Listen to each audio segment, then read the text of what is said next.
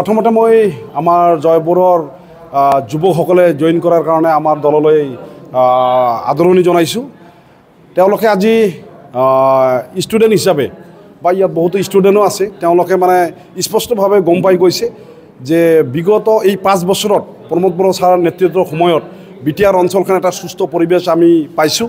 আৰু প্ৰমোদ বড়ো ছাৰৰ জৰিয়তে মুছলমান অকল নহয়, বিভিন্ন জাতি জনগোষ্ঠী আমাৰ যি ইয়াত 26টা জনগোষ্ঠী আছে, সকলোৱে শান্তিৰে ইয়াত জীয়াই আছে, সকলোৱে আগলৈ উন্নতিৰ এটা পথ দেখা পাইছে।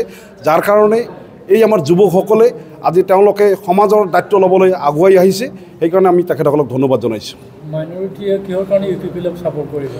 আজি চাওক, ভাৰত স্বাধীন হোৱাৰ পিছত আমি দেখা পাইছোঁ মাইনৰিটিৰ কাৰণে কোনো এটা দলে বা কোনো এটা চৰকাৰে আমাক পাৰ্মানেণ্ট সলিউশ্যনৰ কাৰণে কোনো ধৰণৰ হেল্প কৰা নাই। প্ৰথমবাৰৰ কাৰণে ইউপিপিএল দলৰ যি প্ৰধান প্ৰমোদ বড়ো ছাৰ, তেখেতে নিশ্চয়কৈ এই জাতিটোকো বাচি থাকিব লাগিব, এই ধৰ্মটো জীয়াই থাকিব লাগে, তাক চিন্তা কৰি মছজিদৰ নামতক চেংচন হিচাপে আলাৰী চেৰাঙত যিটো আমাৰ স্কিম, সেই স্কিমত 2 লাখকৈ টকা দিছে। কবৰস্থানৰ মাটিৰ পাট্টা দিয়াৰ ব্যৱস্থা কৰিছে, ঈদগাহ মাদ্ৰাছা এইবিলাকতো মাটিৰ পাট্টা দিয়াৰ ব্যৱস্থা কৰিছে। তাৰ উপৰিও যিবিলাক মানুহৰ আমি একেবাৰে মাটি নাই, তেওঁলোকক বহু মানুহক অলৰেডি মাটি দিলে আৰু আগলৈ সকলোকে যিসকলৰ মাটি নাই তেওঁলোকক মাটি দিয়াৰ ব্যৱস্থা কৰিবলৈ আজি তেখেতক সকলোৱে বিশ্বাস কৰিছে, যাৰ কাৰণে যুৱকসকলেও আজি আমাৰ মাজত ওলাই আহিছে। এতিয়া চাওক, দনেশ্বৰ গয়াৰী 20টা বছৰ ইয়াত থাকিলে, তেওঁ ক'ব নোৱাৰিব যে এটা ফেমিলিক মই মাটি দিয়াৰ ব্যৱস্থা কৰিছোঁ, তেওঁ এইটো ক'ব নোৱাৰে।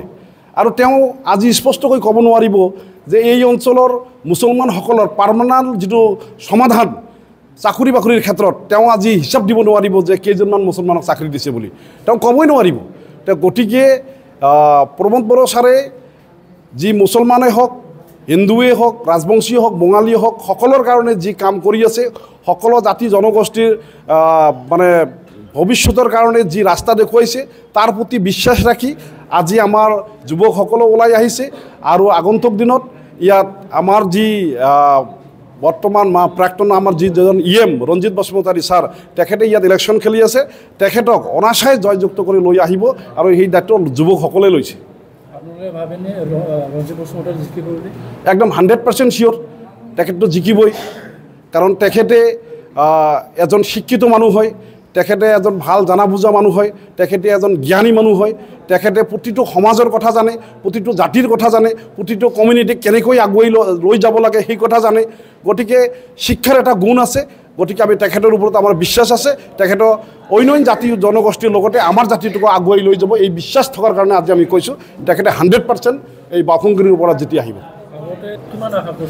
আগৰ দিনত BPF দলৰ কিছুমান মাইনৰিটি লিডাৰ তেওঁলোকে চিঞৰি কৈছিল যে প্ৰমোদ বড়ো চৰকাৰ হোৱাৰ পিছত বিশেষকৈ মুছলমানক ইয়াৰ পৰা খেদি পঠোৱা হ'ব, তেওঁলোকৰ ঘৰ বাৰী জ্বলাই দিয়া হ'ব, প্ৰমোদ বড়ো হ'ল এফচুল লিডাৰ, প্ৰমোদ বড়ো হ'ল বড়ো জাতিৰ লিডাৰ, এই কথাবিলাক কৈ বিশেষকৈ মুছলমান মানুহক ভয় দেখুৱাইছিল।